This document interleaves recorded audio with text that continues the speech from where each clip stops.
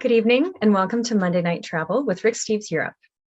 I'm Julianne Morden and I will be your moderator this evening as we travel to Spain, Morocco, and France with special guest, the one and only Rick Steves.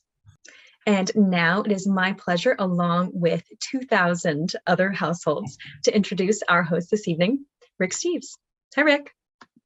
Hey, Julianne. Hola. Nice to be with you. Thank you for the introduction and for hosting tonight. And thanks to all of you for tuning in on Monday Night Travel. I'm just over jet lag from a wonderful 1-month trip in Spain, in Morocco, and in southern France. And I met so many people on the road who had our guidebooks and so many people who were Monday Night Travel fans.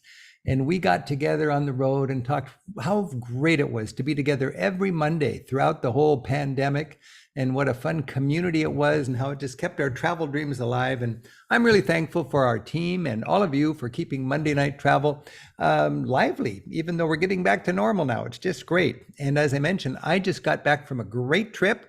I had it's sort of sentimental. I had this schedule in my pocket the whole time, and every day I would just go, okay, what am I doing today? Toledo, Madrid, Granada, Córdoba, Sevilla, Arcos, Ronda, take the boat to Morocco, Tangier, fly to France, meet my co-author Steve Smith, and spend a week on the French Riviera, and then fly home. And that's what I'm going to report on today. I just am so thankful that I can put these trips together with my staff and be well organized and work hard every day. I rip my guidebooks up. This is what I covered in 30 days, and this is the chapters from 2 different books. And I filled up these little moleskines, which I just love. And I've got this in my pocket all the time. And I just go to town every day with a guide. Every day I've got 2 guides. I've got a guide at 10 for the sightseeing for most of the day, take a couple hours off. And then I've got a guide in the evening from 6 o'clock on to do the evening activities. And of course, restaurants. And I knew when I left home that I was committed to this evening talking about eating our way through Spain and France. So I've been taking a lot of photographs, and I'm going to take you on this trip. We're going to have a lot of fun. I decided to put together just a little Spanish style meal here. And you see a lot of toothpicks there. In Basque country, I believe it is, they generally have their pinchos, their little tapas, with a toothpick in them. And then you just grab whatever you want when they bring it by, a whole plate of new tapas. And when it's done, you count up the toothpicks and they know how much to charge you. So I've got my mixed olives. I've got my my artichoke hearts wrapped with anchovies. I've got manchego cheese. I've got chorizo, wonderful spicy sausage.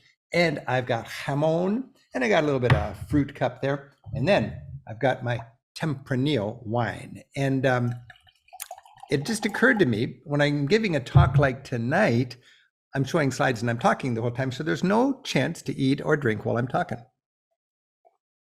So I put in 5 or 6 little video clips so you can have some video entertainment and so I can eat all this beautiful food. But I hope you've got some good food and some good travel dreams and something to drink. Oh, I forgot. I do have a surprise.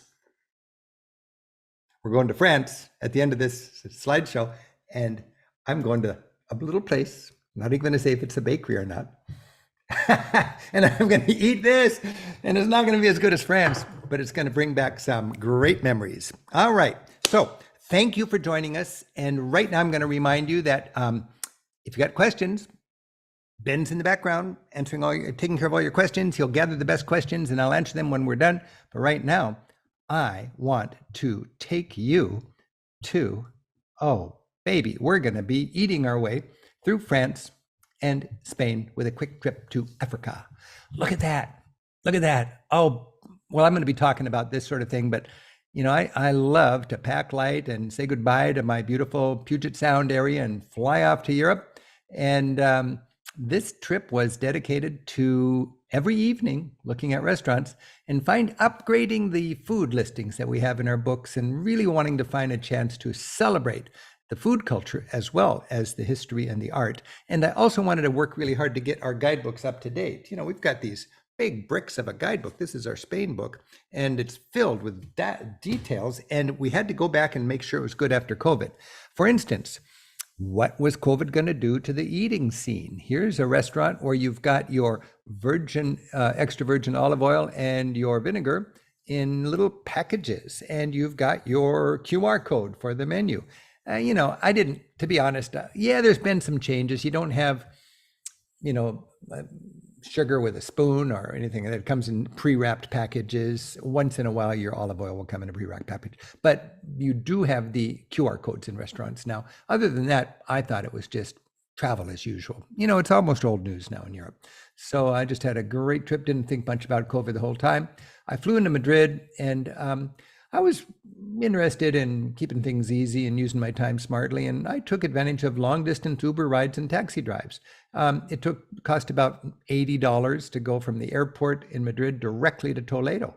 And I landed, and an hour later, I was at my hotel in downtown Toledo, the historic and spiritual and artistic capital of Spain, about a half an hour south by bullet train from the modern capital of Madrid.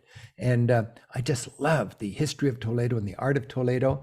Here we have a painting by the great artist El Greco, who lived in Toledo, and they called him the Greek El Greco. His name was Domenico Theotokopoulos. Easier just to say, hey, it's the Greek.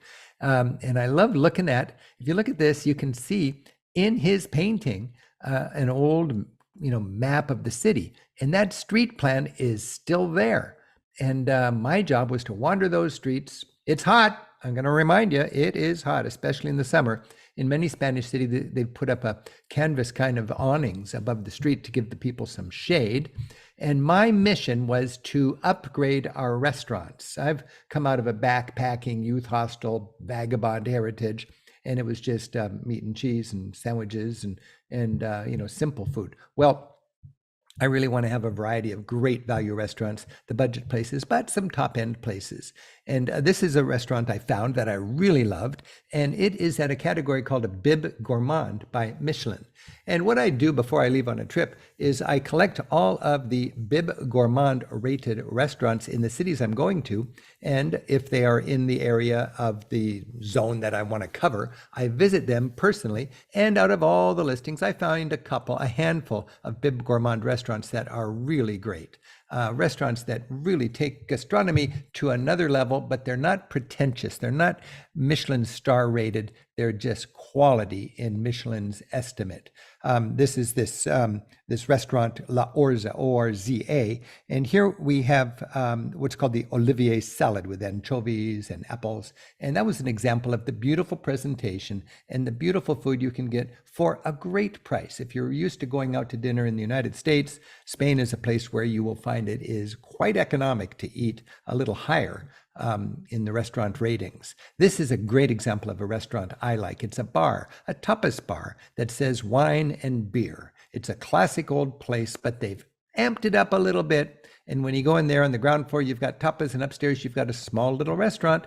And the Spaniards love their croquetas, and different restaurants try to one up each other with their fancy croquetas. But that's a nice plate there of some gourmet croquetas with a nice glass of wine. From Toledo. And I want to remind you, the restaurants I'm talking about here, as Julian said, they are all listed in a document that you can download, and you'll get it tomorrow when you get your thank you email from us with the notes from this talk.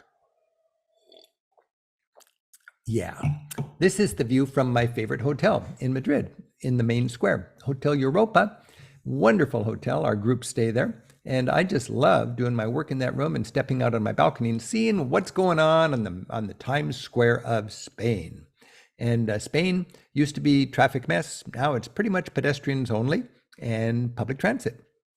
And everybody's out and about. There's so much energy in the streets. And here's an example of the energy in the streets. This is the flea market in Madrid, El Rastro. And I'm just going to take you on a quick little 2-minute video clip to give you a little dose, an intimate dose of Europe's biggest flea market. And while you're watching the flea market, I'm going to nibble on a artichoke heart with some anchovy and maybe a little chorizo with a montedito. A montedito is an open-faced sandwich. All right, enjoy.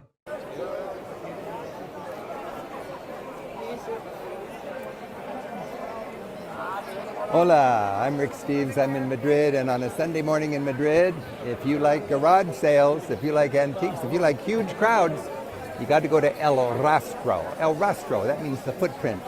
And today there must be 1 million footprints as this Sunday morning flea market must be the biggest flea market in Europe, the biggest flea market I've ever seen, certainly. It's a chance to get together and, just just lose yourself in a sea of people. When they go to the flea market, remember there's this one spine, and there's several things to remember. First of all, get off the spine. The spine is just a lot of mass-produced stuff. But if you can get into the side streets, that's where you'll find the little antique markets.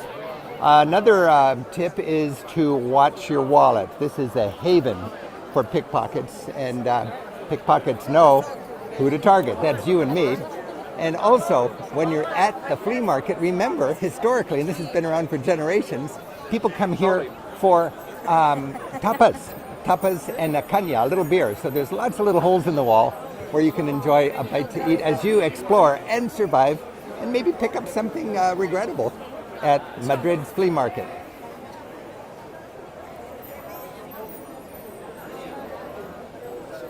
Oh. Wow, happy travels from España. Wow. I've been going to that flea market ever since I was a teenager, and it's just as energetic now as it ever has been, and it was a lot of fun. Gotta take a little comment here on my food. This is an example of a tapa. You go to Spain and you order, for $3, you get a little plate like that. And you can order 6 or 8 of them, and you and your partner can have a meal for each of you for $10 each, total of $20. But I popped that into my mouth, one of these artichoke hearts with anchovy, and I just thought, wow, that's a nice combination. And it occurred to me when I was working on the Italy for Food Lovers book, I learned a word, abbinamento. And that is putting interesting textures and flavors together that the Italians are so good at. Honeydew melon or cantaloupe and a nice thin salty slice of jamón or ham, prosciutto. That's a beautiful abbinamento. Well, we often forget that. A lot of us who are Italophiles forget that Spain is just as sophisticated, and Spain has abbinamento also. I don't know the Spanish word for it, but that's a good example of abbinamento, putting a texture and flavors together in a creative way. Let's carry on here in Madrid. Oh my goodness, I love jamón. Jamón. And I love my local guides. This is Federico Garcia Barroso. And every time I go to Madrid, Federico takes me around and shows me the wonders of Spanish culture, edible or not. That is jamón ibérico. It cost 3 times as much as jamón serrano. When I was a kid, no way, jamón serrano for me. Now that I'm an adult and I got a little extra money, I will pay triple for that. I will eat less. I will skip out of something else. I think life is too short to eat mediocre ham when you are in Spain. That puts this, quite honestly, to shame. Sorry, you just got to get into quality ham. And there's even a chain bar called the, I don't know, chain's got 3 or 4 outlets, called the Museo di Jamón, the Ham Museum. And you can see the different ham hocks hanging there, and you got all different kinds of ham, sandwiches, everything you can imagine with ham. The Spaniards love ham like they love their bullfighting. Now, this is a bull bar.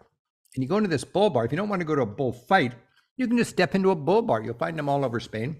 And you've got your trophies on the wall. You got your stories of great bullfights. You've got photographs of famous matadors and celebrities and Che Guevara and Robert F. Kennedy and Hemingway that hang out with El Cordobés. And you buy yourself a caña, and then you're legal in there. It costs you $1.50. And you just enjoy wandering through that slice of Spanish culture if you're so inclined.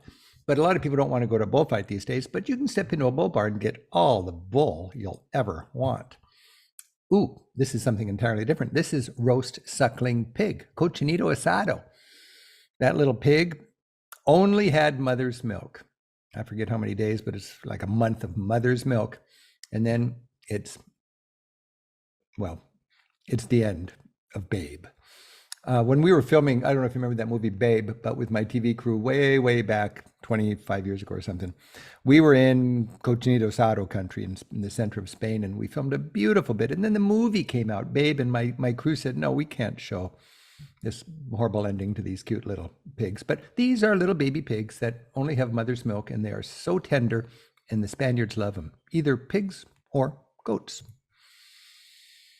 I am so excited about personality-driven restaurants. And this is a little restaurant right in the old quarter of Spain called Casa González.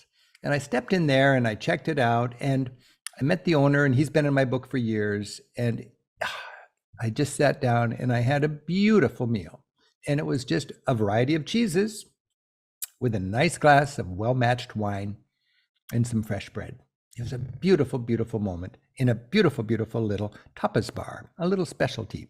Now, there's a lot of crusty, sort of clichetic, almost like, examples or over-the-top examples of traditional ye old tapas bars, and I love them. They're a lot of fun. But what I also like to do is find trendy tapas bars that young, well-educated local people go to instead of all the tourists. And this is a bar that is just down the street from the touristy one, and the touristy one is fun. This one costs probably double, and it is a gourmet tapas bar. And this is called Taberna Tempranillo. And when we look at Tempranillo, that happens to be the same word as you find on my bottle of wine there.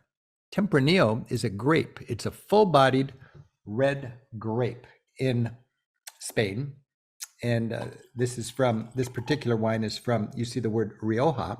It's from Rioja, which is the most prestigious district in the north of Spain for making wine. But you can see there on that menu some pretty creative items. Some of them are expensive, some of them are not. A euro is essentially $1. So if it cost 4 euros, it cost $4. If it cost 17 euros, figure $17. Grilled baby squid with natural artichokes. I bet that's good.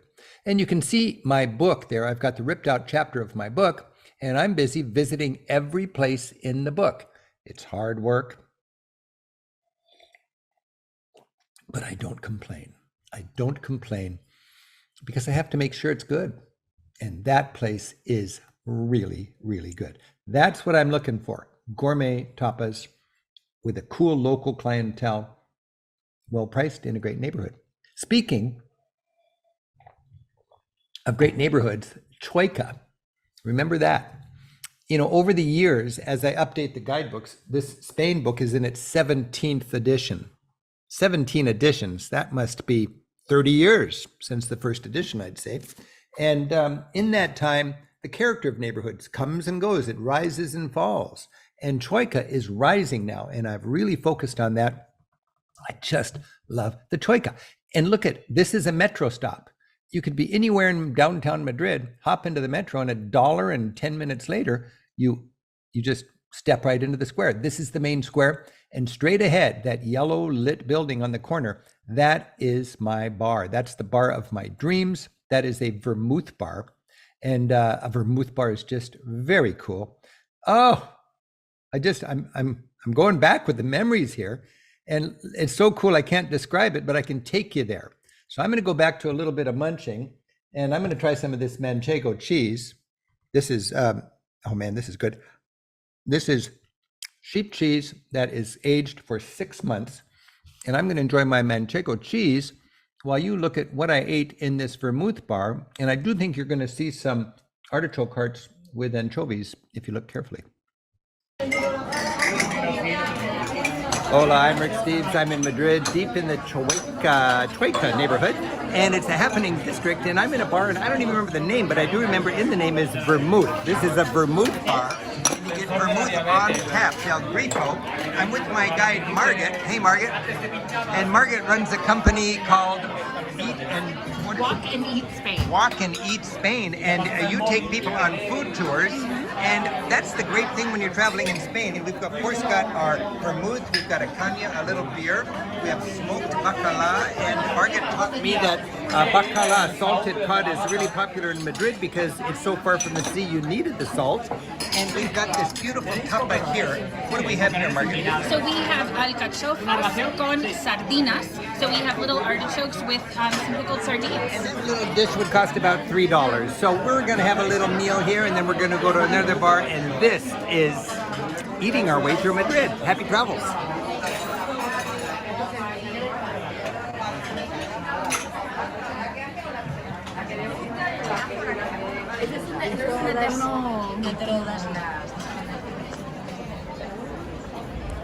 God, just there's so much to see and do and eat and drink. Happy travels. Wow. Well, if I was you right now, I'd probably be thinking, well, how do I find these places? I mean, that looks great. Well, they're not all great. And I spend 4 hours every night looking at places. And I've got 20 that I love in Madrid. And they're in the book. They're in this book. And that's what a guidebook is for. Now, of course, that book won't be out until next year because that's the nature of publishing. I got to research it this year, gets edited, maps get updated, goes to the publisher, it goes to the printer, it ends up in the bookstore. You put it in your bag, head to Europe and use it next year. But I just couldn't resist with Julianne and Ben and our Monday Night Travel team printing up my favorite places here for you.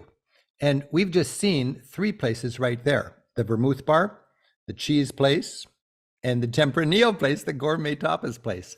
You'll be the first kid on the block with this information a year before it comes into the bookstores. Because you're a Monday Night Traveler friend, we're going to send it to you tomorrow. So there's 3 pages. This is I haven't done this before, but I'm so excited about the information that I've gleaned from my month of travel that I'll be sending this to all of you tomorrow, or you can download it right now if you're anxious in the chat section. All right. Well, again, thank you for joining us. And I want to continue with my little tour here. And from Madrid, we're going to hop on the bullet train. And I got to say, it blew me away. I was working until about an hour before the train takes off in my hotel room. Step downstairs, get on that metro. 10 minutes later, I'm at Atocha station. Get on my super fast train. 4 hours later, 4 hours of great comfort, I'm in Granada. 4 hours later. I mean, I'm crazy about that because it was a horrible trip when I first was going to Spain, and now it's as fancy as France, really. But when you get to Granada, you got the Alhambra, and you got a lot of great sights. You got a lot of great tourists. You got to get your Granada card, and then you are welcome to go to everything. And with your Granada card, you generally skip ahead on the line. So know the ins and outs of the sightseeing. But these days, and we're stressing that in our guidebooks, you need to get things booked in advance with your reservations. Here you can see I've got a reservation, and I know when I'm going to the Alhambra, and I've paid for it in advance, and I've got proof of it with the QR code. And then you enjoy the great sights without being frustrated by the crowds and the requirements to book things in advance. You got to do your homework. It's not rocket science. It's all there. Of course, if you take a Rick Steves tour, you don't need to do your homework because we do it for you. We've got it already booked for next year. We're taking 30,000 people to Europe this year. We've got 400 seats still open out of 1,000 tour departures this year. So we're almost sold out, but we do have a few seats left. And we've opened up for next year, and we've sold 5,000 seats already for the 30,000 people we want to take in 2024. But we've already booked our restaurant. This is a Carmen. A Carmen is an old noble house with a garden that has a history going back centuries in Granada with a view, a romantic view of the Alhambra. And I just love the fact that our tour groups enjoy an unforgettable dinner right here in a Carmen in the Albaycin district, looking at the floodlit Alhambra as the sun is setting. Oh, man. And then when you're in Granada and you got your chance to run around and find your own favorite bar, you got to remember different cities in Spain are more or less into the tapas scene. Toledo is kind of crummy from a tapas point of view. Madrid is great from a tapas point of view, and Sevilla and Granada are wonderful from a tapas point of view. I am very excited about my food guides. In almost every city now, I've got a favorite food guide as well as other tours. We met very briefly in Madrid. We met Margaret, who does Madrid Walk and Eat Spain tours, and she was wonderful. And now in Granada, I've got a friend who I've been with for a long time named Gail. She's a Swiss woman who 20 years or so ago, not Swiss, Scottish woman who moved into Granada and became a local. And she does wonderful tours, and I'm happy to recommend her. And here's a little moment with Gail, who's introduced me to cool bars like this one for tapas. But I just had such a good time with Gail. I wanted to video a little bit of it and share with you what I learn when I'm with my food guides that I can share with you when you've got the Rick Steves guidebook in hand. Hola, I'm Rick Steves. I'm in Granada, and I'm doing one of my favorite things. I'm working on my guidebook, checking all the restaurants and finding great new places, and I've got a great guide to help me out. This is Gail. Hello, Gail. And Gail, what's your food company again? You do food tours around Granada? Yes, it's Granada Tapas Tours. Granada Tapas Tours. And Gail's checking out all the restaurants in town, and this is a fish restaurant, and it's just a great sort of energy. And what I love about a restaurant like this is we get to try the local specialties. And these, when I was a kid, we always thought the littlest clams were the tastiest. These are tiny, tiny little clams. What are these called again? Called coquinas. Coquinas, like tacos. And we just take a little, it's tasty, isn't it? And one of my go-to dishes when I'm in Spain is pimiento de padrón. And the cool thing about pimiento de padrón, one of these is very hot. It's kind of like peppers roulette. Sweet. Somebody's going to get the spicy one. And Gail and I were talking about the Spaniard love of ham. And horses have 4 legs, but pigs, they don't have 4 legs, do they? No, they have 2 arms, which are called paletas, and they have 2 back legs called patas. So they don't have legs, they got arms and legs, and they love their ham, they love their pigs so much that they've, after a lifetime of feeding them acorns, and they're ready to be killed. They don't kill them. What do you do? They don't kill them, they sacrifice them. They go up to a better place. They sacrifice them, and they come down and then into your belly with the best ham in the world. We're enjoying the taste treats of Granada in the south of Spain, and I'm really digging these tacos. Happy travel. Well, Gail's a lot of fun. She's a fountain of information, and she's passionate about taking small groups, 8 or 10 people around her town and making sure that you understand and appreciate the food scene. I learned so much from my food guides, and I'm able to put them into my guidebooks, and we're able to incorporate that information into our Rick Steves tours, because when you look at that, that's part of Spain. That's part of the experience we want to have together, because you've got 1 or 2 nights in Granada, maybe in your whole life, and you want to do it right. From Granada, I hopped on the train again, and it was just bullet trains or long taxi rides for my whole trip around Spain. Good security, you got a little bit of security because they want to be very safe, and get your tickets in advance. Now, I could have booked my tickets at home and saved money, but I was kind of procrastinating, and I ended up just getting my tickets as I went, and the prices go up higher as you book closer to your departure date. But here you can see it's a 40, well, it's an hour and a half to go from Granada to Córdoba. And I booked a first class seat in a silence car.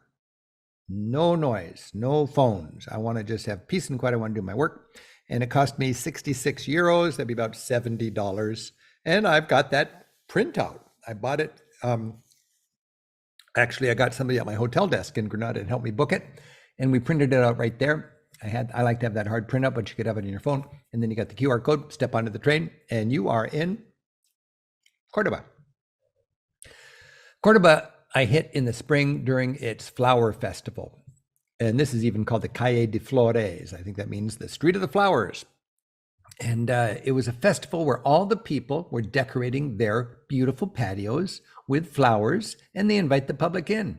And it was a crazy scene. The whole city was out. Everybody was loving the flowers, and everybody was proudly opening up their little patio to visitors. And as a tourist, we were right there with the locals. And of course, at the same time, I was with my food guide checking out the scene and finding some great restaurants in Córdoba.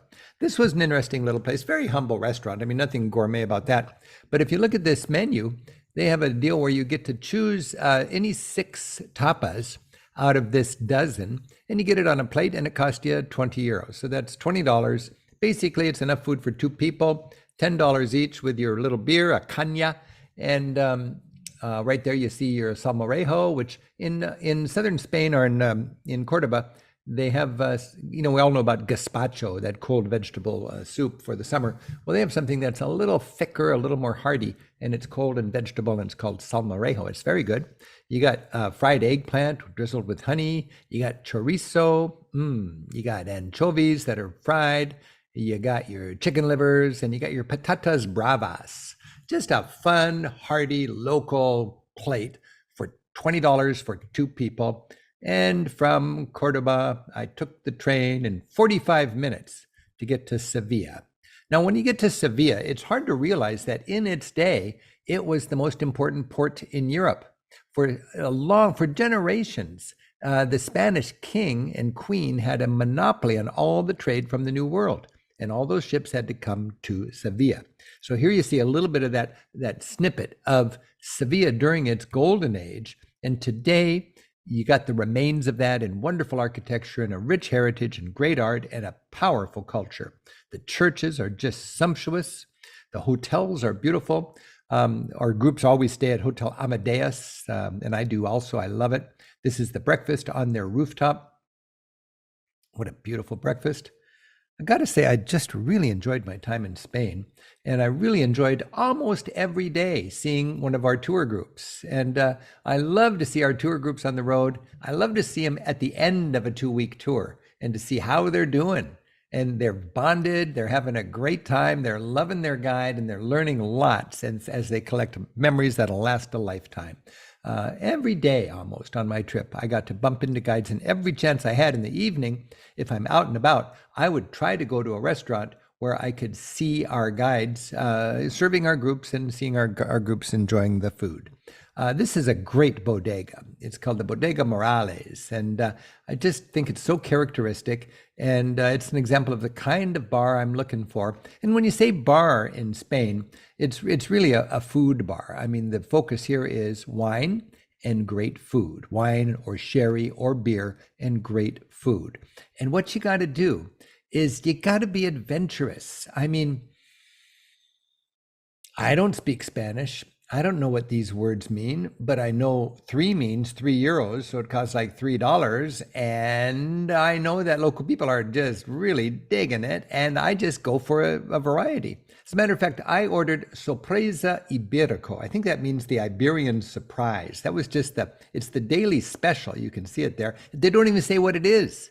It's just, do you want the daily special? That little kitchen in the back was cranking out so much great food, and I got the daily special. And it was quail eggs with some lard on some toast, and it was delightful. This is the back room where people sit and eat, and the eating is just, that looks good, I'll try one of those. I love that tapa eating because it's just a little bit of that, a little bit of that, another glass of sherry, a little bit of that, oh, I'll try some of that, and it becomes an evening. This is that group I was talking about, and we got to swing by. Again, whenever I'm out and about, if a group is in town, I get to drop by and say hello, and thanks for traveling on a Rick Steves Europe tour. Now, when you're walking around Sevilla, like I was, I had a lot of work to do, but it was tough because everywhere I turned, there were cultural surprises. I mean, I'm just thinking about it right now. I was in Sevilla for 3 or 4 nights. One night, the city was it was a tailgate party because it was a huge soccer match, and Pamplona was playing Madrid. It was in Sevilla, and all the people of Pamplona were there, and the place was just crazy. Hard to get any research done.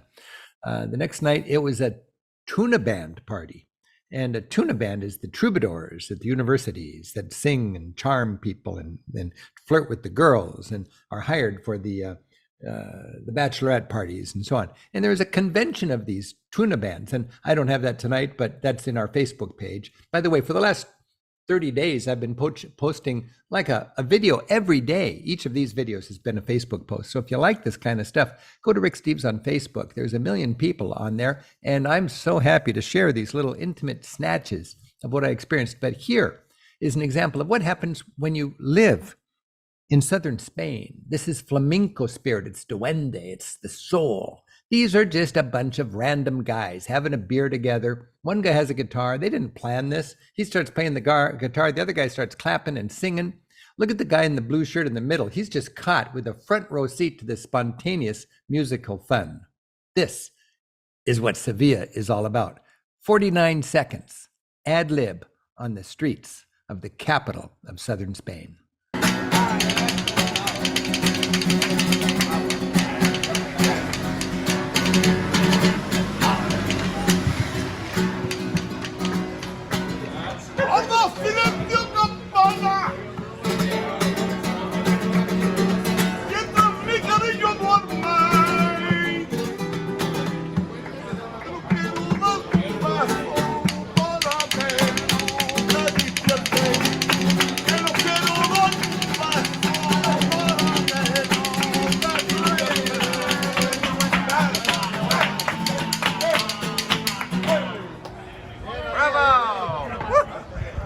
Just a sweet little moment on the streets of Seville.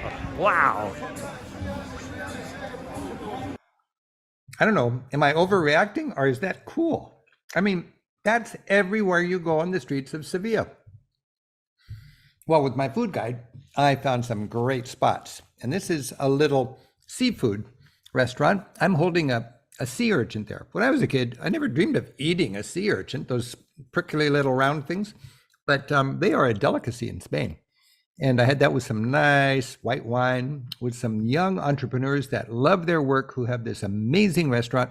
And I'm so happy that this restaurant is now in my book. In fact, it's in your inbox because that's on the list of restaurants I'm sharing with you if you're heading off to Spain. But that artichoke, or that, what is it called? Sea urchin, it is history right now. Look at that. That was so good. But I saved room for my squid, cooked in his own ink. Yeah, sardines make me smile. And then it was a 1-hour taxi ride, cost $100 to go to Arcos. Now that's a splurge. I feel almost embarrassed to admit it.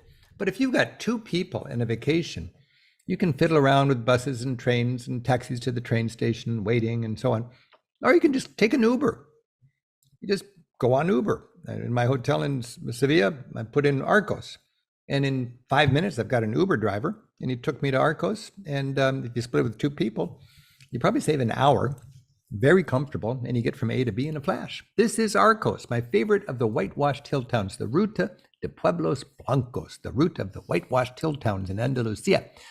Perched on a hilltop, they brag here that we are the people that see the backs of the birds as they fly. Look at that beautiful town. Lighting, twilight, so sweet. I've been coming here for 30 years. There's even a hotel I love, Hotel Convento, that has named a bedroom after me. It's the Rick Steves Travel Journalist Room. And originally that bed had a footboard on it. And if a room is named after me, it better not have a footboard on the bed, because footboards are fine if you're under 6 feet tall. But if you're over 6 feet tall, you spend 8 hours wondering, what the hell did somebody put a board at the bottom of this bed for? Because I can't sleep. So I told him, if you're going to name that bedroom after me, you better get rid of that footboard. They did. Now I love the room. And our groups get to stay in this hotel. It's a beautiful, beautiful hotel. This is one of the groups that I met that was staying in that hotel in the little town of Arcos. And it's nice to complement the big city sightseeing with the small town sightseeing.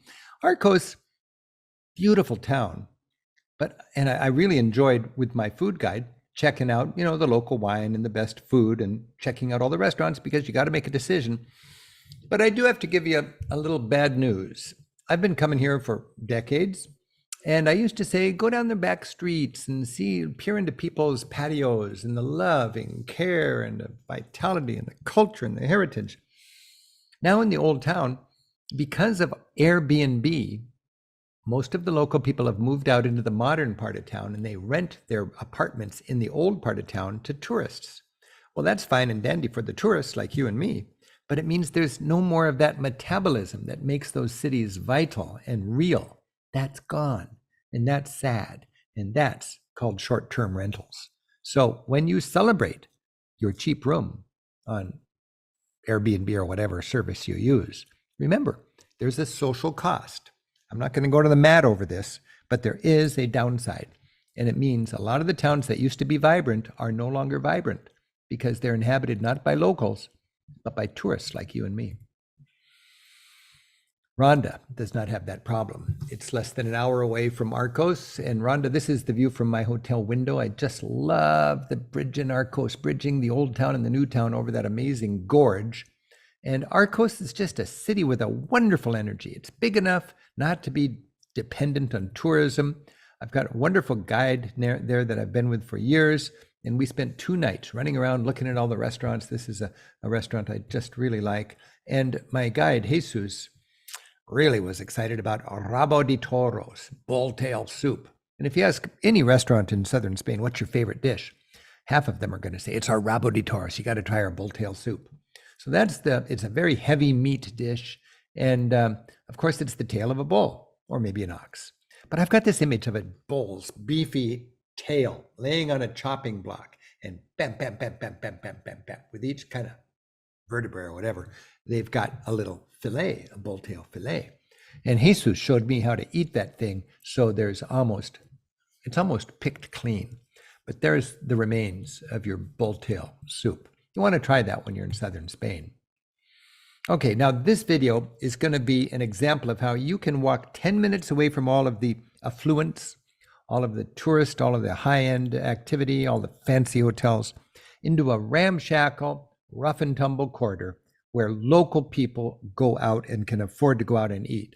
The food is great, the prices are ridiculous, and the energy is amazing. The choice is yours every night. You can go to the cute, fancy places where I like to go and most of you like to go, but make a point to go the other direction once in a while and visit a corner of town like this. It's just a 5 or 10 minute walk away if you know where to go. Here we go. Hey, I'm Rick Steves, and yes, there's nothing pretty about this corner of town, but this is where the action is. This is 10 minutes walk from all the tourism in this little town of Ronda, and what I like is to come to these places that are without any tourists at all, and to realize we can be temporary locals in our travels. Now, I'm in Spain, in Ronda, in Andalucía, and right here, you've just got the place where all the families go. And you've got your tapas. Of course, in Spain, they love their tapas. And that means you've got a schedule like this. And if we look at that, you can see Spanish first, but you've got your English. And when you look at those prices, oh, they're pretty good prices. And down here we got the little tapas. They're just like $1.50 each, you know. But what we have here is a chance to just become a temporary local. All the families. If you need a place for a cheap date. If you want a place to watch a football game, that's soccer.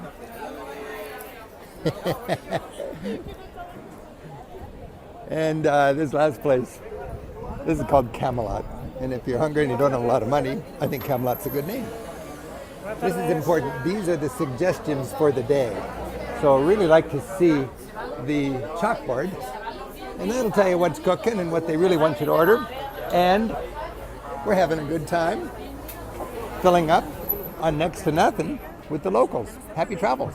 5 minutes walk from all the tourists. And once again, I want to remind you, if you go to Europe and complain about the crowds, it's because you are going to the crowds and you're just part of the problem. It's great. Go to the crowds, enjoy the crowds, but don't complain about the crowds if you're part of the problem. Turn the other direction and walk until you find where the locals are, and then you're connecting in a way that is not crowded. as I mentioned, you want the local specialties, the specials of the day. And that's what you look for on the bulletin, on the blackboard. I don't know the Spanish word, but I would bet that top word means suggestions, today's specials. And then you have that kind of scene. People won't speak English, but you can go and point, you can order with a sense of adventure, and you can make friends.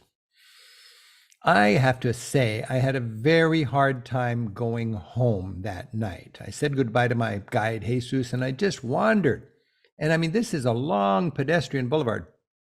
And, oh, sorry about the guy in the pink shirt in the foreground. He's got his hand down his girlfriend's pants. I don't know if that's a local thing or what, but it is kind of distracting. But everybody's out, young and old, families, you name it. They're out having a great time. That is the paseo. And you need to be part of the paseo if you're a good traveler. Or if you're a travel writer, you got to go back to your hotel and type in all that information into the laptop. Boy, oh boy, what a spot for a little office. I find a little table. I had to actually go out into the lobby and find a small table and bring it into my room here. But I just really had a great trip typing all this information into the new books. Okay, now we're going to leave Europe. We're going to Morocco. We're going to Africa. And a lot of people worry about, how am I going to get a ticket? Just go to the port and buy a ticket. Ferries leave every hour. It costs $40 and they never fill up. And if you got a car, that's a different story. But if you're walking on, there you go. So I went to the port in Tarifa, got on the ferry, flashed my passport. An hour later, I'm in Morocco. Tangier. It used to be the armpit of Africa. Now it's really spiffed up. The new king loves Tangier. He's funding the renovation of that city, and it is a beautiful experience. If you've got, well, I would say, how can I put this? If you're in Europe on a trip and you're wondering what's the most exciting day you could have, I think one of the most exciting days in all of European travel is a day trip from southern Spain to Tangier, to Morocco. It is so exciting. You make more change culturally when you take the boat from Spain to Morocco than you make by flying all the way from the United States to Spain. And if you're looking for cultural thrills, this is where you'll find it.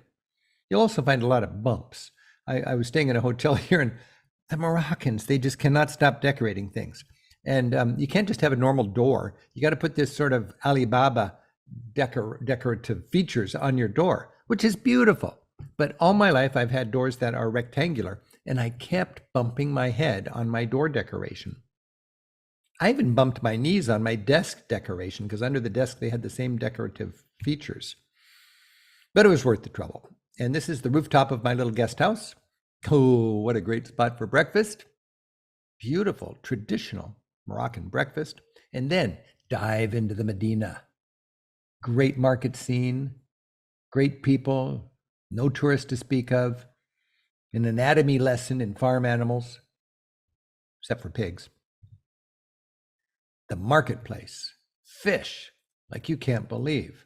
Now, a lot of Americans are on a cruise ship or they got a timeshare condo in the south of Spain on the Costa del Sol, and they got one day in Morocco, maybe one day in Africa. So they take that side trip from the Rock of Gibraltar down to Tangier, and they put themselves in the grip of a big time tour company, and you go to your carpet shop and you see a snake charmer, and then you have lunch here. And I don't want to be negative, but let me be negative here. If you've got one lunch in your life in Africa, probably 90% of the Americans that go to Morocco have this place for their lunch. And it's just the wrong place. Let me just show you for a minute and 20 seconds, what this is like.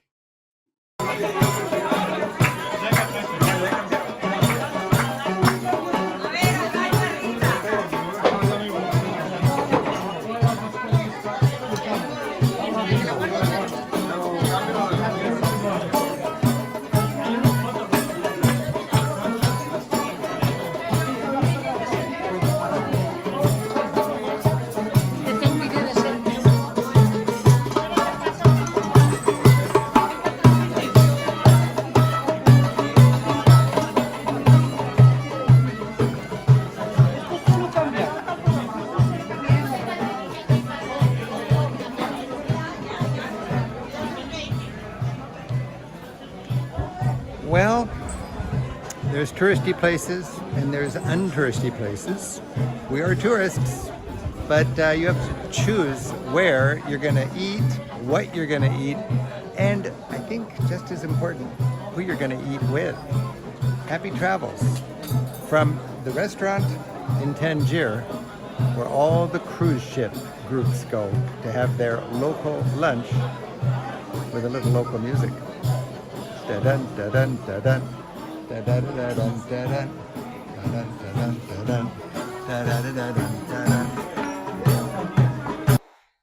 Okay, that could be fun. It's not evil, but you don't have to go to that restaurant. Even if it's included, you don't have to eat there. For $10, you can eat across the street and just watch the world of Morocco flow by instead of having to endure this kind of scene. The choice is yours in your travels. These people could well be tourists, and they're enjoying a beautiful romantic dinner in a quality spot with a beautiful view of the city of Tangier. This is a touristy hotel, and it's a restaurant in that hotel, and I like it. It's classy, but it doesn't have all the tour groups and the crass, big mass tourism. That's the difference. And I walked and walked and walked to find a good local restaurant that had not a hint of tourism. No tourists at all. It was just I want fast turnover so the food is safe and it's fresh and it's hygienic. I want an inexpensive menu that's in English for people. I want a good service. I want a kind of a high energy place that's within a 10-minute walk of all the tourist action. And this restaurant Bachir is exactly that. You can look at the menu here. I asked for the English menu, and for $3, it's there. There's 10 dirham in a dollar, basically. So if you look at that, couscous is 30 dirham. That's $3. Your swordfish, it's the most expensive item on the menu. It's going to be $7. Your roasted chicken, it's going to be $6. That's a good restaurant. I worked hard to find good guides. Here's a man who's a guide, and he earns his living taking American tourists around his hometown. This is another good guide. His name is, I believe, Aziz. I met 6 different guides in one day. They all tried out to get into my book, and they all helped me for a couple of hours roaming around their town, and I learned a lot. And I chose my favorites, and I put them in my list. And I've got, as I mentioned earlier, you're going to get this printout if you like tomorrow, and in there are my favorite guides. And I negotiated with them a half day and a full day visit. And they can meet you at the boat. What is it? It's 60 euros, $60 for a 3-hour guided private walk with a great local guide who speaks English. And it's 120 euros for an all-day tour, including 3 hours in a comfortable car to take you out into the countryside. That's a beautiful, beautiful opportunity, and it's good money for these local guides as well.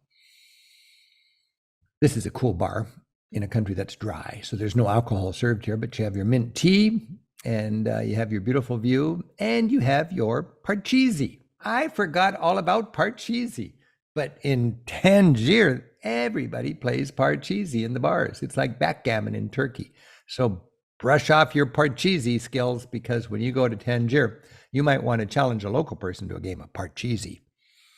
Okay, from there, I flew to France, and this is the last week of my trip, and this is Nice. It was our home base for 4 or 5 days, and then we had 2 or 3 days in Villefranche. My last sip of Spanish wine, because now we're in France. I love Nice. Look at this. That used to be a car-filled street. Now it's like a park with a trolley. Europe is doing such great stuff that way. Formerly traffic-congested parking lots are now people zones like this. Great art museums. This is the Chagall Museum. And my good buddy Steve Smith, he gives his all to our France book. I got to show you our France book. This is the France book, and this is its sister, the Provence and the Côte d'Azur book. And we were doing the Côte d'Azur, which is in both of these books. So this was really very rewarding work for us. And I met with Steve and Virginie Moret, one of our French guides who leads our tours around France. And we spent several days checking out beautiful restaurants. I love fried zucchini flowers. Whoa, baby. And just enjoying, looking for that Bib Gourmand recommendation list or that level of restaurants. Popping in on Rick Steves tour groups, having a great time. This is our Heart of France tour, which was finishing off right here. And learning from my local guides how you can have salt of the earth, quality food at food truck prices. I mean, here's a great example. Just a little shop where they've got all these traditional dishes that are so good. The pan beignet. I asked them to open up the sandwiches. This is the classic meal for a takeout, picnic or something like that. Just a few bucks, and you've got, it's kind of like a salade niçoise on a bun. Here's the salade niçoise. If you've heard of salad niçoise, well, that means the Nice salad. And we're in Nice. If you're ever going to have a salad niçoise, have it in Nice. It's a beautiful, beautiful opportunity. And I really, as I mentioned earlier, I'm a big fan of food tours. And I was in Nice and I met Nadia, whose company is called Food Tours of Nice with Nadia. And I wanted to check her tour out because we recommend it. And I spent 3 or 4 hours with her and about 5 other tourists. And we just had a great time in Nice, visiting all these artisan little shops, learning all about the traditional cuisine and eating it. Everywhere we went, we had samples and we learned, and it was just a delightful time with Nadia. I did stumble onto a restaurant that I think doesn't have a very good marketing sense. This is a restaurant called, believe it or not, Deli Belly. It rhymes, that's cute. But thinking about diarrhea does not make me want to go to a restaurant and have some Indian food, I'll tell you that. As much as I wouldn't want to go to a restaurant called Tagusa Gallop. Oh well, as you travel, you realize people do have clever names that don't quite work. I had so much fun in the coast of France looking for new places. Nice, Monte Carlo, Antibes, Villefranche, they're getting a little touristy. I wanted to find a new place that I just was over the moon about, and it is a town called Menton, Menton. It's right on the border of Italy. And Steve and I went to Menton, and we both left Menton thinking, we got to go back tomorrow and write it up, because this should be our new destination for the untouristy slice of the Riviera. Here we see an artist's version of the old town, but when we're in Menton, they got a wonderful market. You got these kind of traditional markets in tourist towns that are becoming nothing but potpourri and exotic fruits on skewers and slushies and stuff that's designed for the Airbnb crowd. But this doesn't have a hint of Airbnb. This is for local people. And when we went to Menton, M-E-N-T-O-N, we found the beach is lined with great hotels, wonderful yachts, and very friendly beach scene. It's a beautiful, beautiful place to have a chance on the Riviera away from the crowds for half the price of Nice. And, all the touristy con and that kind of thing. And you've got the details in the printout that we've included in today's talk. Monte Carlo is the capital of the little country called Monaco. And if you look at the historic paintings, you see this was not a cute little touristy fairy tale land. This was a no-nonsense fortified country. Monaco. And here you see the castle and the wall. And today that castle and the wall is the nucleus of this little toy country that has all the yachts and the Grand Prix and so many tourists and so many gamblers. Okay, up on the hill above Monte Carlo, near Ez, near La Tourbie, is what I call a destination bakery. And I'm not one for standing in line for a long time for a cupcake, a trendy cupcake. But my guide one day wanted me to eat here. We drove by and it was too long of a line. So she said, can't do it. We don't have time. But tomorrow I was with her mother and she made sure that her mother swung by there and we found it and there wasn't too long of a line. And we went to this bakery. And I just want to celebrate this bakery right here because this is a croissant. And when I eat this croissant,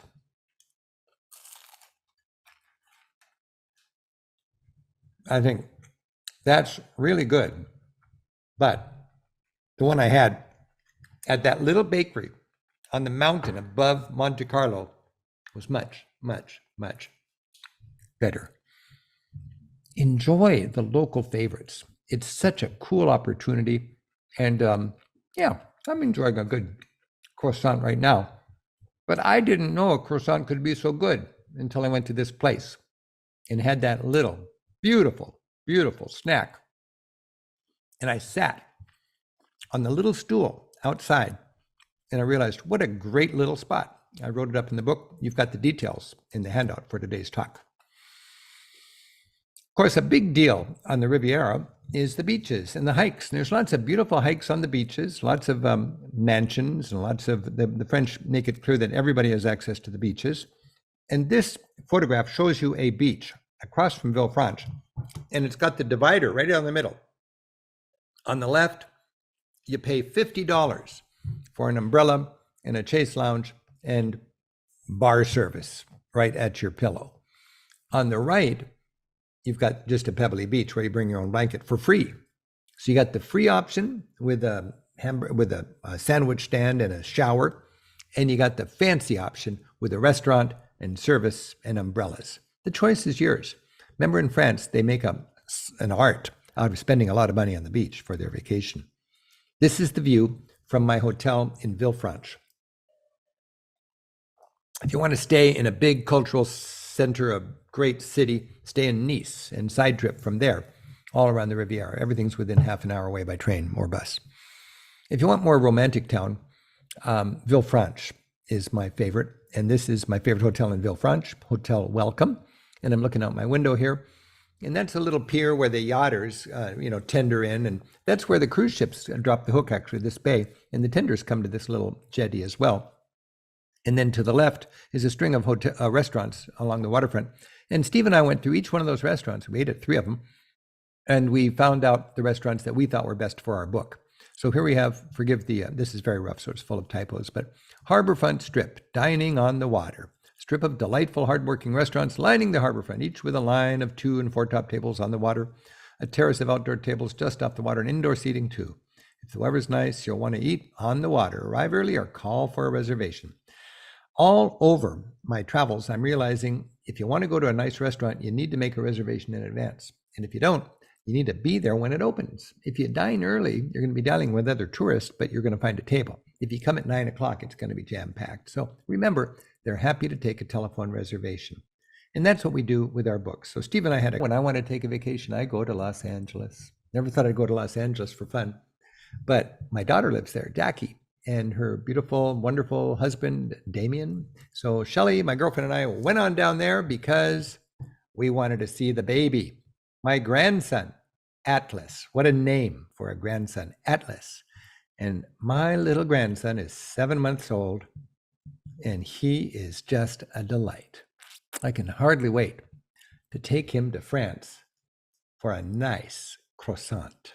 Actually, we'll get a pain au chocolat. Okay, Atlas? All right. Hey, in about a week, I'm going back to Europe. I'm going to meet my crew in Iceland. We're going to make 2 TV shows on Iceland. I'll say goodbye to them, and I'm going to research guidebooks in Scandinavia. I will be back right here on August 7th, giving you a full report of filming in Iceland and all the research I did in Scandinavia, including Tallinn, Estonia. Then I come home for a couple of weeks. I'll go back to Europe with the same crew, and we're going to make 2 more shows on Poland. I'm going to go to Istanbul, and I'm just really thankful that we're all able to travel again and enjoy the wonders of European travel. Well, there you go, Julianne. I'm ready for a few questions from all of our travelers. Well, I'm ready for some tapas because I'm hungry. But before we get to our questions, Rick, can we have a word from our sponsor? Well, thanks. Of course. I guess I'm sort of in the mood to crow about our guidebooks. I'm just so proud of the work that our crew does on guidebooks. I see Steve working over there. I know Cameron's in, I believe Cameron's in Ireland. Just now, he's starting a very extensive trip through Ireland. I'll be going back and working on the Scandinavia book. All of our guidebooks get the same loving care. And we work very hard to make sure that you can rely on these guidebooks and turn your travel dreams into smooth and affordable reality. So if you're going to Europe, take full advantage of the guidebooks. I'll remind you that our Rick Steves Audio Europe app is totally free and it's totally updated. I personally did 60 50 of the 60 tours, and I had other friends do the others, and they're all up to date now. I did 50 of the 60 tours in 2 years since after COVID, and I'm so excited. It's a free app, and it helps you get the most out of your tours of the great sites in Europe. And I should mention our tour program. We're just really thankful that we're able to travel now. Our guides are back in the saddle. We have 100 tours on the road right now as we speak. 100 buses all over Europe. We've got 1,000 tours this year in Europe. They're almost all sold out. We've got 400 or 500 seats still open out of 1,000 tours. You're welcome to go to our website at ricksteves.com and check that out. But I would remind you, if you want to take a Rick Steves tour in 2024, we're well on our way to selling those also. So check out our website and get your name on a tour if you want to travel the Rick Steves way. Okay, let's have some questions, Julianne. All right, well, the first question comes from Etta, and she is wondering, which country has your favorite food between Spain, Morocco, and France? Well, Morocco is just a trip. I mean, that's just a wild experience. So that's not high cuisine. It's just wow. France has the best cuisine, I've got to say. But France does not have the fun of the tapas, sharing plates, flamenco erupting spontaneously all around you. And Spain is about half as expensive as France. So there's a lot of reasons to say you can eat really well in Spain. As I mentioned in one of those video clips, a lot has to do with the quality of the food, but a lot also has to do with who you're sharing it with, who you're sharing that atmosphere with. If you like a noisy gang of tourists just off a bus or off a cruise ship, well, there's lots of restaurants filled with tour groups. If you'd rather eat with a smarter local clientele, to me, that's an intangible that really makes a difference. And I think that's something to keep in mind. I love eating in Spain because I love that shared tapas, raciones, and half raciones. A lot of restaurants are no longer doing tapas, but they're doing these plates called a ration, and then they serve them in a half a ration. And 4 or 5 half rations feeds 2 people, and you get 4 or 5 different things with some good wine. That, if it's a good restaurant, is a wonderful meal. Sounds good to me. I would say something in Spanish if I knew any. Me too. Yeah. So the second question is from Diane, and this is a fun question. She asked, did you try any new food or wine when you were on this trip?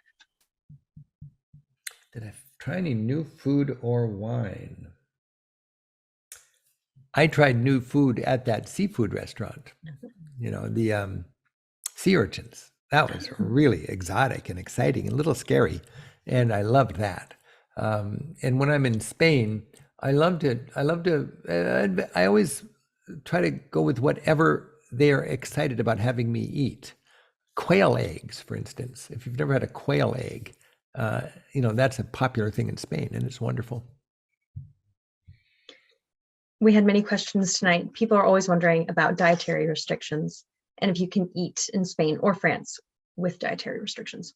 Well, it depends on your dietary restrictions, but most people have dietary restrictions that are pretty easily defined. And if you can define it, and if you can communicate it, you can do fine.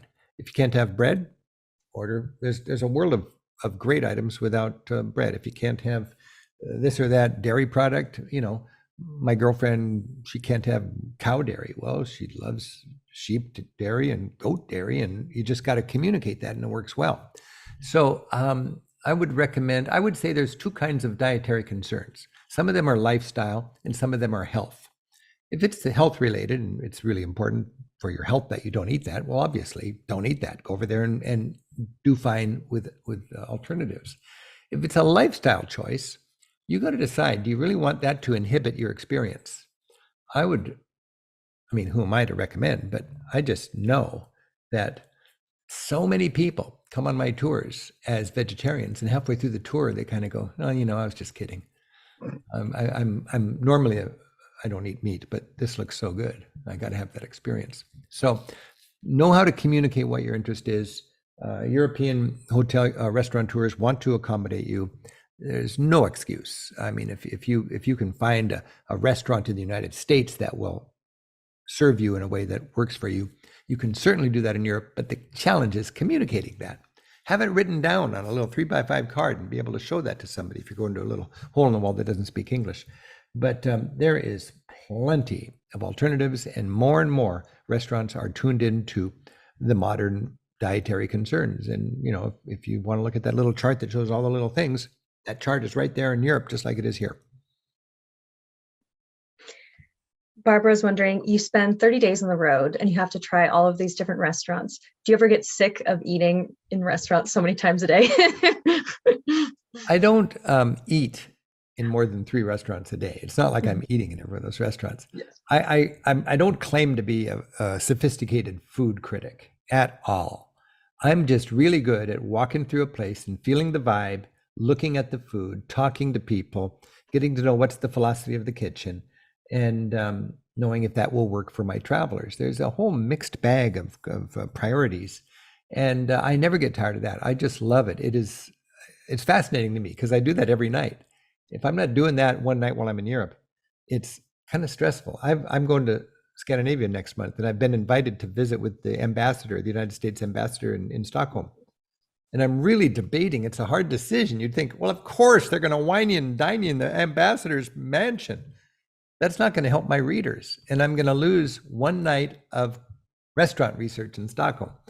So I'm not sure if I'm going to compromise my work. I've got 4 nights in Stockholm. I don't know if I want to spend one of them at the ambassador's house. I mean, I would love to meet the ambassador. I'll probably do it, but it's a tough decision.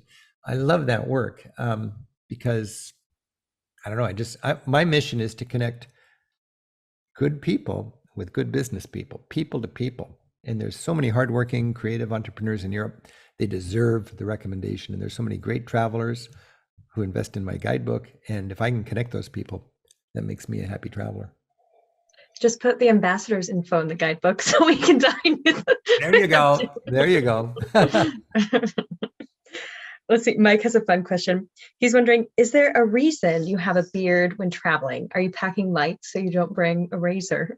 No, as a matter of fact, in my Facebook page, I think in a couple of days, I've got a whole intimate tour of my toiletries kit.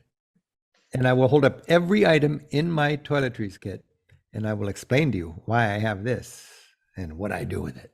And I've got my shaver there. So it's not an issue of that at all. But by the way, I just really love sharing these video clips, and that's one that I'm not showing on Monday Night Travel, but it's coming up in a couple of days at Rick Steves on Facebook. So check that out if you want a tour of my toiletries kit. But the beard, I was doing a treatment on my face to get rid of sun-damaged skin, and I just thought I don't want to shave it. I was doing that before I went on this trip. So I grew a little beard. In about a week, I've got kind of a scruffy beard.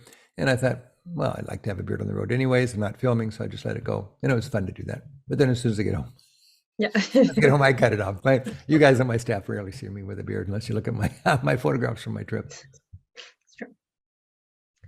See, Gregory asks, or at least he wondered this question, but also people are often emailing us saying that such and such town should be in the guidebook. Gregory is wondering, how does a new town like Menton in France make the cut? Well, you know, in Spain, there's a wonderful town called Valencia, and it's not in the guidebook. And I've been to Valencia. It's a great town. Malaga is a great town. You know, there's lots of great towns that are not in the book. My guidebooks are my estimate of what is the best 30 days in that country for a traveler. Germany, France, England, Spain, 30 days. And I've got in this 1,100 page book, 30 great days, and everything you need to know to have my estimate of what are the best 30 days in Spain. Now, you could spend a lifetime in Spain, obviously. There's lots of great towns in Spain that aren't in this book. But by my experience, I'm looking for variety. I'm looking for what would be exciting and accessible to American. I've got what I want. Now, occasionally it occurs to me I'm missing something. Recently, I realized Bristol. I love industrial age towns that have been in the dumps and then now they come back and they're all just really vibrant. Glasgow is that way. Cardiff is that way. Blackpool is that way. And we all go to Bath, but we never go a half hour further than Bath in England to Bristol. So I finally went to Bristol to check it out, and it was so good that I added that to the book. That's a rare thing. In the Moselle River, I've had to drop some towns and add some towns depending on what becomes a tourist trap. In the French Riviera, it's becoming very crowded and very popular. They're very good, but they're quite touristy. I still like them a lot. And I'm not saying go to Torremolinos or Saint-Tropez, on the Costa del Sol. I don't do Saint-Tropez and Torremolinos. I don't even do Cannes. I barely do Cannes. But I came to the point with my co-author, Steve, that we need to have a non-touristy opportunity for people to lay on the beach and have a hotel that doesn't cost an arm and a leg, that's actually got a view of the Mediterranean, and good restaurants that are not filled with tourists. The old town of Nice is quite touristy now. It's great, but it's just becoming very, very touristic, like Barcelona. So it was clear to us we need to add another town in the Riviera. And half an hour from Monte Carlo, half an hour from Nice is Menton. It's right there on the train. There's 3 trains an hour. It's so easy to get there. And I went there with a guide. I did the whole sightseeing thing. Steve went back the next day and sorted out the restaurants and the hotels. And now we got a great chapter on Menton. And we have a new untouristy dimension of the Riviera. So there's a case where we need to do it. We have time for just one more question, and it's from Lyndon. And she says, it's easy to see when traveling how food is connected to the culture. How is each of these cultures in Spain, Morocco, and France reflected in their food? That's a good question. The food in Morocco is quite religious. It's all halal. There's no pork because it's Muslim country. The food in Spain is just like the paseo. It's just like flamenco. It's just like a bullfight. I mean, it's a cultural free-for-all in the streets. And this food in France is very sophisticated and fine and proud and refined, So I've never answered that. I've never heard that question. It's a great question. And I think, England, fish and chips and mushy peas, you draw the connection. So, I think there's very good connections with the food and the cuisine. I am a latecomer to the cuisine scene. For years after I graduated from college, I'd go back to the dorm for a good meal. Seems silly now because I've gained a taste for good food. But I've always gone to the culture through the art and the architecture and the history, and the demographics. But I've learned that you can go to the culture through the kitchen as well. I've learned that, and that's why I'm so excited about the work we're doing now, shining a light on the great food and the culture and making it accessible and making it affordable. So thank you for that question. And Julianne, thank you for all the work you guys do. It's so fun to drop in on Monday Night Travel. I'm going to be back after my next trip on August 7th. I'll be giving a report on my travels in Iceland and Scandinavia, researching guidebooks and making TV shows. I know next week is an exciting Monday Night Travel episode. It is Prague versus Budapest. What do you call that? The Battle of the Towns or something? Yes, the destination duel. Destination duel. And that's just a lot of fun. People love that. Thank you all for traveling with us. Thanks for keeping us in mind when you got a trip to Europe. And I just want to say happy travels. See you next week. Good night, Julianne. Night, Rick. Good night, everyone.